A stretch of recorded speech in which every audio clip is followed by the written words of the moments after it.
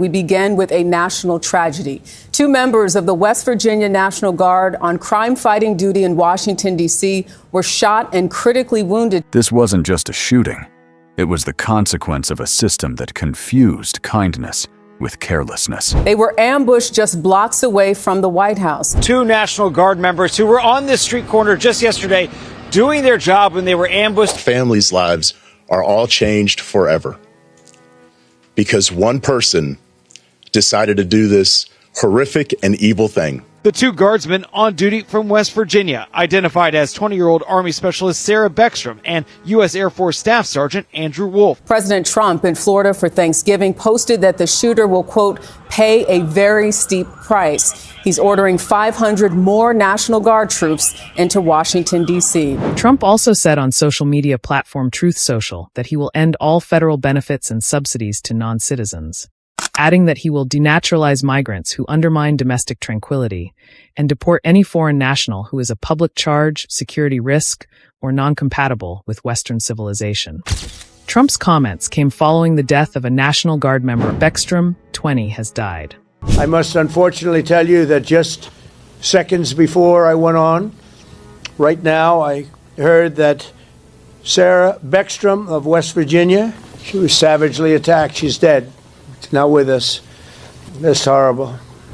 As you know, the other young man is fighting for his life. He's in very bad shape. He's fighting for his life, and hopefully we'll get better news with respect to him. The monster that did this is also in serious condition. Against the 29-year-old suspected gunman, identified as Ramanullah Lakhanwal, an Afghan national who immigrated to the U.S. in 2021. Fox has learned as a teenager the suspect was vetted and worked with the CIA in Kandahar. He was granted asylum in the U.S. this spring.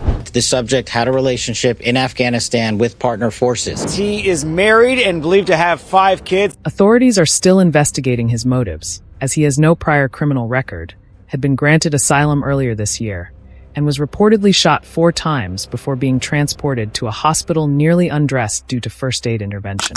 Reacting to the shooting, President Trump said he was not at the White House at the time, but denounced the act instantly as an act of hatred, an act of evil, and an act of terror.